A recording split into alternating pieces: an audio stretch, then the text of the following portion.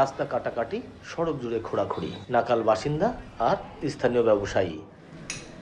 কুষ্টিয়া শহরের ব্যস্ততম কবি আজিজুর রহমান সড়ক চলতি বছরের ফেব্রুয়ারিতে 450 মিটার রাস্তায় ড্রেন নির্মাণের জন্য শুরু হয় খোঁড়াখুড়ি।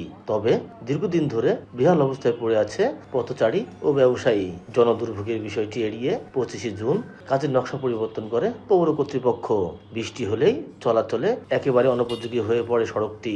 রাস্তাটা খুলে রাখা হয়েছে, ড্রেনের কাজ খুব ধীর গতিতে চলছে। সেদিনকে আমি এসেছিলাম, অলরেডি বৃষ্টি হচ্ছিল। সেদিন মনে হয় এগুলো চড়াটও দেওয়া ছিল না, একটা চড়াট দেওয়া ছিল। আমি ওই একটা দিয়ে পার হয়ে ওই মাথায় যেয়ে তারপরে রোড পার হলাম। আমাদের ব্যবসা বাণিজ্য বন্ধ, আমাদের আর্থিক ক্ষতি এবং লোকজন চলাফেরা করতে পারছে না এবং রোডঘাট ভাঙা অবস্থায় আছে এবং আমাদের মালামাল বেচাকেনা করতে পারছে। প্রায় 2 মাসের অধিক হয়ে গেছে, এখনো কাজ সম্পন্ন করতে পারে না। অনেক ব্যবসা প্রতিষ্ঠান বাধ্য হয়ে বন্ধ রাখতে হচ্ছে। ড্রেন নির্মাণে কোনো ত্রুটি হলে সংশ্লিষ্ট প্রকৌশলী ও ঠিকাদারকে আইনের আওতায় আনা হবে বলে জানায় পৌর কর্তৃপক্ষ।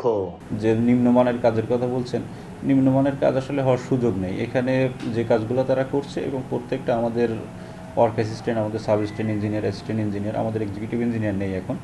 ওনারা সবসময় ফিল্ডে যান এবং এটা দেখেন, কোনো ত্রুটি হলে তাদেরকে লিখিতভাবে সতর্ক করা হয়। পৌরসভার তথ্য মতে 2025-26 অর্থ বছরে বড় বাজার থেকে মিল বাজার পর্যন্ত সড়কটিতে ড্রেন নির্মাণে 2,79,00,000 টাকা বরাদ্দ দেওয়া হয়। এস এম রাশেদ, সময় সংবাদ, কুষ্টিয়া।